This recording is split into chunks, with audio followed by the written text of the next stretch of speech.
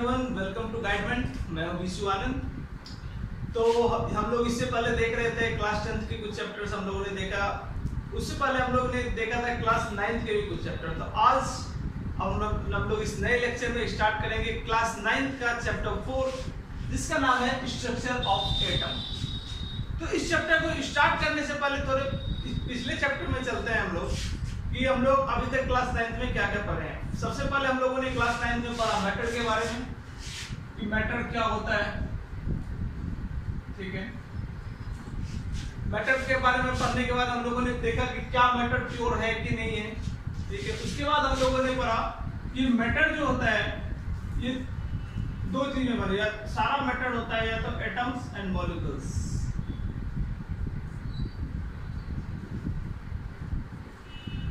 जितना भी एटम होता है वो तो जितना भी मैटर होता है वो सारा एटम्स का बना होता है। वो सारे जितना भी एटम्स होते हैं उसके पार्ट जब टाइनी पार्ट एक साथ कंबाइन करते हैं तो वो फॉर्म करते हैं मैटर। अब आगे आता है इस एटम के बारे में हम लोगों ने पढ़ा कि एटम जो क्या होता है। जो जॉन डाल्टन जो साइंटिस्ट थे उन्होंने बताया कि एटम वो हम लोग फर्दर डिवाइड नहीं कर सकते हैं, वो इनविजिबल होता है। और भी बहुत सारे बातें उन्होंने बताई थी जो आप लोगों ने पढ़ा था डाल्टन एटॉमिक थ्योरी के 3rd चैप्टर में हम लोग देखे थे। तो अब इस चैप्टर में हम आगे जब फिर से जब कुछ साइंटिस्ट लोग देखे तो पता चला कि एटम्स जो है वो आगे चल के वो डिवाइड हो सकता है। ठीक है, तो जब और कुछ उस पर आपके रिसर्च किए तो उसमें फिर पता चला कि इसमें फिर दो प्रॉब्लम आया। फर्स्ट कि ऐसा क्या चीज है उस एटम्स में कि एक एटम्स का एलिमेंट दूसरे एटम्स के एलिमेंट को डिफर करता है। कि ऐसा कुछ चीज है कि नहीं कि वो एक एलिमेंट का वन एलिमेंट ऑफ का एटम डिफर करता है दूसरे एलिमेंट्स। और दूसरा क्या होता है कि या तो उसकी सारा एटम्स जो होता है वो इंडिविजुअल होता है, उसको हम लोग ब्रेक नहीं कर सकते हैं, क्या ये सही है या नहीं। ठीक है, तो इसके लिए हम लोगों ने डिफरेंट साइंटिस्ट ने बहुत सारे चीज दिए। तो चलिए अब देखते हैं। सबसे पहले इस चैप्टर का हमारा फर्स्ट टॉपिक जो आता है वो है चार्ज पार्टिकल्स ऑफ मैटर। कि एटम्स का चार्ज पार्टिकल्स क्या है, इसमें क्या एटम्स में कुछ चार्ज पार्टिकल होते हैं या नहीं होते हैं, इसके बारे में हम लोग पहले देखते हैं। तो हमारा टॉपिक है फर्स्ट टॉपिक इसका charge particle. Charge particles metals में क्या क्या होते हैं चलिए देखते हैं। तो चार्ज पार्टिकल्स हम लोग पढ़ने से पहले एक छोटा सा एक्सपेरिमेंट देखते हैं। एक्सपेरिमेंट क्या करते हैं, आप एक कॉम्ब ले लीजिए। ठीक है, कॉम्ब मींस कंघी, और कंघी को अपने बाल में थोड़ी देर रब कीजिए। रब करने के बाद हम लोग क्या करेंगे कि एक पेपर का बहुत सारा एक पेपर लेंगे, उसको छोटे छोटे पार्ट में पेपर को ब्रेक कर लेंगे, पेपर को फाड़ देंगे। अब जब हम लोग जिस कंघी को हम लोगों ने बाल पे रब किया था उस कॉम्ब को अगर इसके हम लोग नजदीक में लाते हैं तो हम लोग देखेंगे आप क्या कि ये जो है ये पार्टिकल इस कॉम्ब की तरफ अट्रैक्ट हो रहा है। तो भाई ये क्यों अट्रैक्ट हो रहा है, ये इसलिए अट्रैक्ट हो रहा है क्योंकि ये बताता है कि इस दोनों के बीच में एटम्स के बीच में चार्ज अवेलेबल है, कि कोई भी चार्ज पार्टिकल तो इसमें जरूर है। इसलिए ये जो है पेपर का टुकड़ा जो है ये कॉम्ब की तरफ अट्रैक्ट हो रहा है। ठीक है, तो चार्ज पार्टिकल्स तो क्या क्या हो सकते हैं। तो एक साइंटिस्ट थे जे थॉमसन, साइंटिस्ट का नाम था जे थॉमसन। जे थॉमसन ने डिराइव किया कि इलेक्ट्रॉन उसके अंदर कुछ जो चार्ज होता है वो एक इलेक्ट्रॉन होता है। दैट मींस एटम के अंदर जो कुछ पार्टिकल होता है एक होता है वो इलेक्ट्रॉन। और उससे पहले भी एक साइंटिस्ट थे जिनका नाम था ई गोल्डस्टीन। इन्होंने बताया कि एटम्स के अंदर कुछ पार्टिकल्स होते हैं कुछ जो पॉजिटिव चार्ज होते हैं, जिनका नाम उन्होंने कहा प्रोटॉन। तो एक साइंटिस्ट ने बताया जो थॉमसन, उन्होंने बताया कि एटम्स के अंदर कुछ पार्टिकल्स होते हैं जो होते हैं इलेक्ट्रॉन। एक और साइंटिस्ट थे ई गोल्डस्टीन, इन्होंने बताया कि एटम्स के अंदर प्रोटॉन भी अवेलेबल रहते हैं। तो इलेक्ट्रॉन का हमेशा वो रहता है इसका नेगेटिव कहता है कि थॉमसन जी ने कहा कि इलेक्ट्रॉन जो है वो नेगेटिव पार्टिकल्स है और प्रोटॉन पे जो होता है वो हमेशा पॉजिटिव चार्ज रहता है। फिर इस इलेक्ट्रॉन और प्रोटॉन के मास के बारे में जब उन्होंने बताया तो उन्होंने बताया कि इसका मास जो होता है वो जनरली नेग्लिजिबल होता है। दैट मीन्स इसका मास एकदम ना के बराबर होता है। और प्रोटॉन का मास उन्होंने बताया 1 यूनिट, किसी भी प्रोटॉन का मास 1 यूनिट। तो अब चलिए आगे, जब हम लोगों ने देख लिया कि प्रोटॉन होता है, इलेक्ट्रॉन होता है, ठीक है, एटम्स के अंदर। अब आगे जाते हैं कि आगे चल के देखते हैं कि और भी कुछ साइंटिस्ट ने बताया कि ये इलेक्ट्रॉन और प्रोटॉन किस तरह से एटम्स के अंदर स्टेबल है, किस तरह से एटम्स के अंदर है वो लोग। अब आगे हम लोग इसके बारे में देखें। तो हम लोगों ने देख लिया कि डिफरेंट टाइप्स ऑफ साइंटिस्ट जो थे उन्होंने कहा कि किसी भी एटम के भीतर में 2 पार्टिकल्स होते हैं, एक होते हैं इलेक्ट्रॉन, दूसरे होते हैं प्रोटॉन। तो अब इस स्ट्रक्चर ऑफ एटम्स के बारे में सबसे पहले मॉडल दिया थॉमसन, जे थॉमसन के मॉडल क्या क्या जे थॉमसन के मॉडल का क्या एटम था वो हम लोग देखते हैं। तो इट इज प्रपोज दैट, उन्होंने बोला कि कोई भी एटम जो होता है it consist of positively charge sphere and the electrons are embedded in it. उनका कहना था कि जो भी कोई भी एटम जो होता है वो पॉजिटिवली चार्ज स्फीयर होता है, जिसका जैसे हम लोग एग्जांपल में अगर कुछ आपको देखें तो जैसे वाटरमेलन को हम लोग ले लेते हैं, ठीक है, ये हम लोग ले लिए वाटरमेलन। तो वाटरमेलन में हम लोग देखते हैं कि जब जनरली तो पूरा पार्ट जो होता है वो रेड रहता है, ठीक है, ये उसका पूरा पार्ट हो गया, ये तो रेड रहता है, लेकिन इसके बीच में उसका वाटरमेलन का बीज भी रहता है कहीं, क्योंकि ब्लैक कलर का रहता है।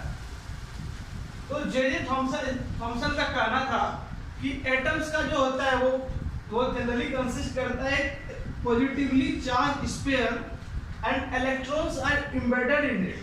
उनका कहना था कि एटम जो होता है वो जनरली पॉजिटिवली चार्ज स्फीयर होता है और उनके अंदर जो होते हैं इलेक्ट्रॉन जो होते हैं वो पूरी तरह से उसमें एम्बेडेड रहते हैं, अलग अलग उसमें रहते हैं, पूरी तरह से बिखरे हुए रहते हैं। उनका सेकंड थॉट था कि the negative and positively charge are equal in magnitude so the atom as a whole is electrically neutral.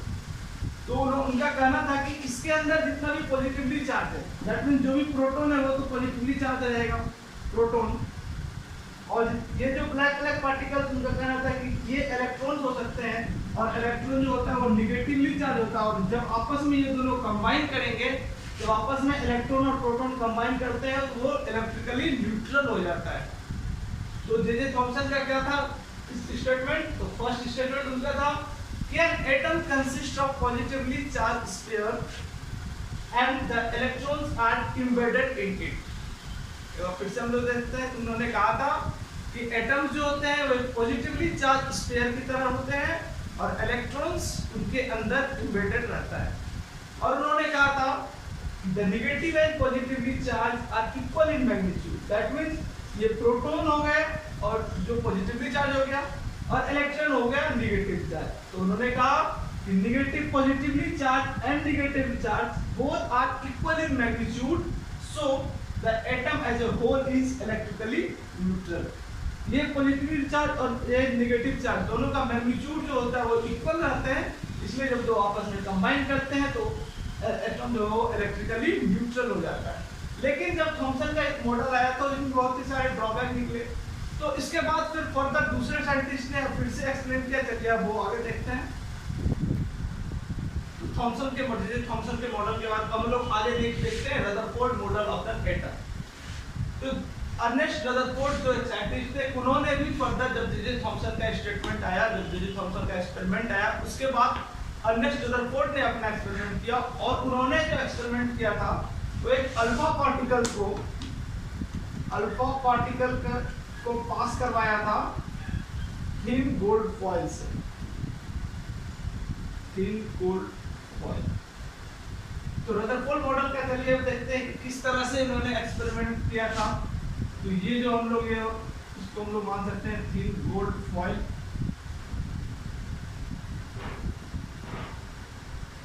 ये हमारा हो गया गोल्ड फॉइल।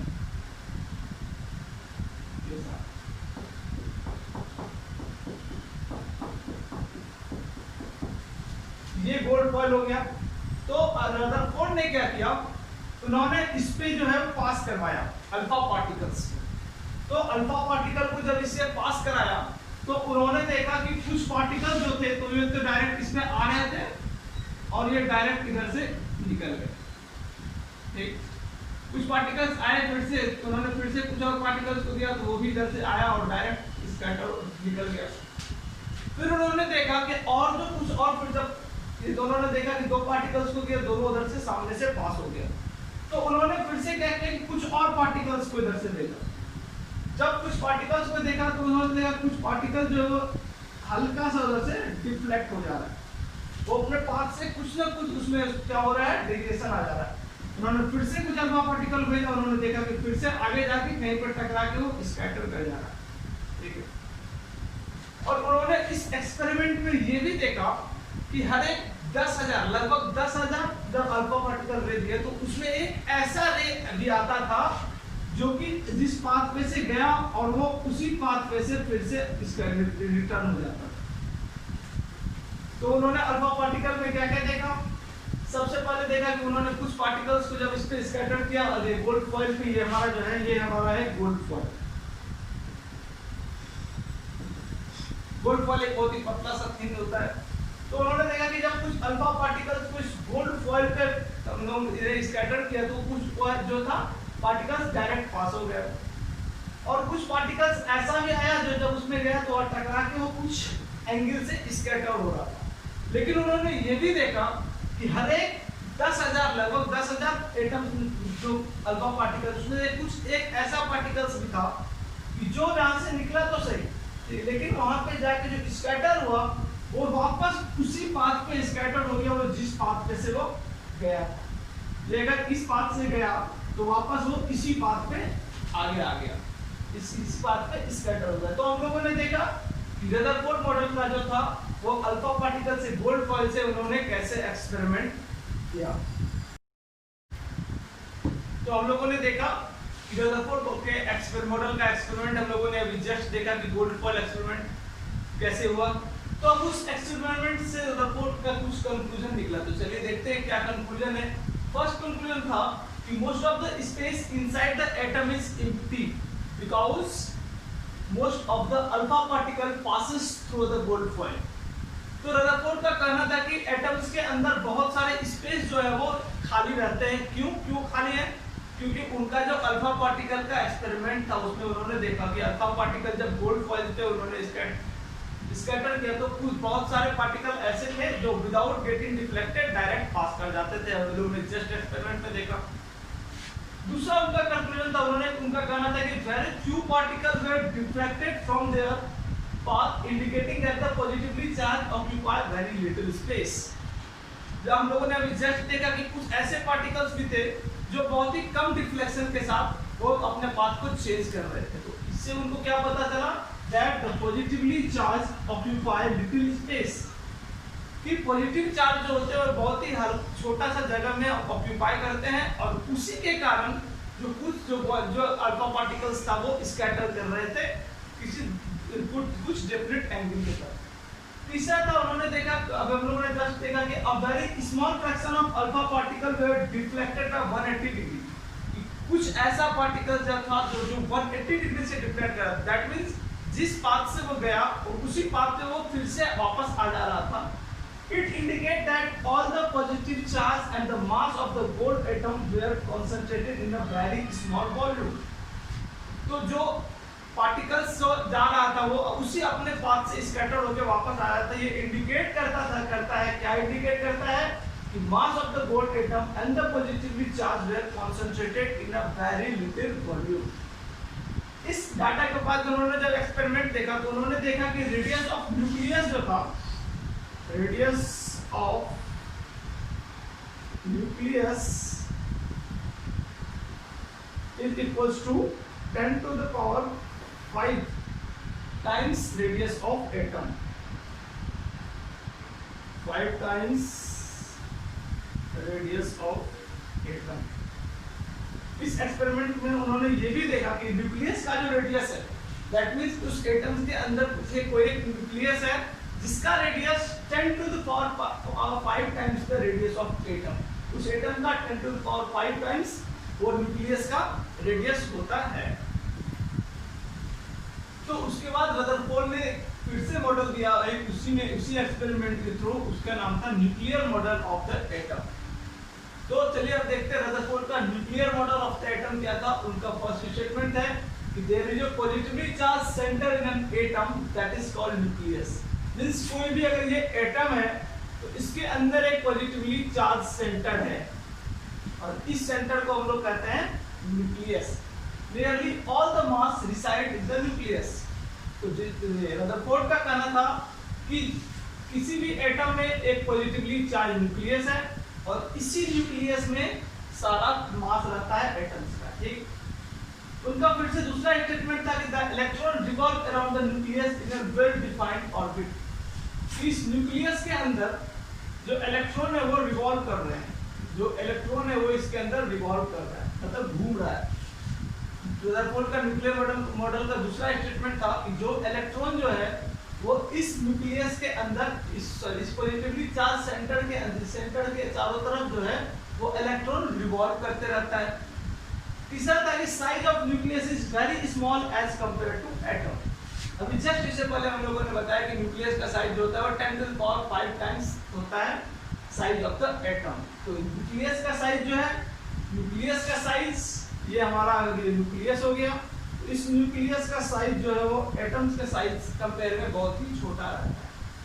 तो ये था रदरफोर्ड का nuclear model of the atom. तो न्यूक्लियर मॉडल को फिर से रिपीट हम लोग करते हैं। क्या कहा था कि जो एटम्स के अंदर होते हैं पॉजिटिवली चार्ज सेंटर होता है और इस सेंटर को हम लोग कहते हैं न्यूक्लियस और इसी न्यूक्लियस में सारा मास जो होता है वो इसमें रिसाइड्स करता है। फिर उनका दूसरा स्टेटमेंट था कि इलेक्ट्रॉन जो है वो इसके अंदर न्यूक्लियस के चारों बगल रिवॉल्व करते रहता है इस ऑर्बिट में। और तीसरा था कि न्यूक्लियस का साइज जो है वो बहुत ही स्मॉल होता है एज कंपेयर टू एटम। तो जब रदरफोर्ड का ये मॉडल आया तो उसमें कुछ ड्रॉबैक्स भी निकले। ड्रॉबैक्स मींस होता है कुछ खामियां, कुछ गलतियां उसमें देखी गई। तो उसमें ये गलती देखा गया कि जब उन्होंने कहा था कि इस न्यूक्लियस के चारों बगल इलेक्ट्रॉन रिवॉल्व करेगा, तो कोई भी चीज जब न्यूक्लियस के अंदर रिवॉल्व करेगा तो उसमें होगा एक्सीलरेशन। वो कोई भी चीज घूम रहा है तो उसमें जरूर कुछ ना कुछ एक्सीलरेशन होगा, वो तभी घूम रहा है। और एक्सीलरेशन होने के कारण ये इलेक्ट्रॉन जो है जो रिवॉल्व कर रहा है, ये हमारा इलेक्ट्रॉन, इसका जो जब ये एक्सीलरेशन होगा इसमें, तो इसका एनर्जी जो है वो लूज होगा। कोई भी जब पार्टिकल से जब एक्सीलरेशन में जाता है तो उसका एनर्जी जो है वो खुद को खुद, जब आप ही लोग हैं, जब आप लोग मान लीजिए कोई भी आदमी हो इस अभी रेस्ट में है, अब वो यहाँ से दौड़ के अगर कुछ डिस्टेंस पे जाता है या किसी भी पॉइंट के चारों बगल अगर वो घूम रहा है तो उसमें एक्सीलरेशन हो रहा है और एक्सीलरेशन घूमने के कारण क्या होता है कि उसका एनर्जी जो है वो लॉस होता है। तो जब ये इलेक्ट्रॉन घूमेगा तो इस इलेक्ट्रॉन का भी तो एनर्जी लॉस होगा और जब इलेक्ट्रॉन का एनर्जी लॉस होगा तो फिर ये क्या करेगा, तो फिर बैठ के चला जाएगा न्यूक्लियस में। ये घूमना फिर इससे कुछ तो पार्टिकल इसका स्पेसिफिक एनर्जी होता होगा और वो इसका एनर्जी जब एक्सीलरेशन के कारण जब खत्म होगा वो चला जाएगा न्यूक्लियस में बैठ जाएगा। और न्यूक्लियस में बैठने के कारण जब ये इलेक्ट्रॉन न्यूक्लियस में चला जाएगा तो कोई भी पार्टिकल जो है वो स्टेबल रह ही नहीं पाएगा।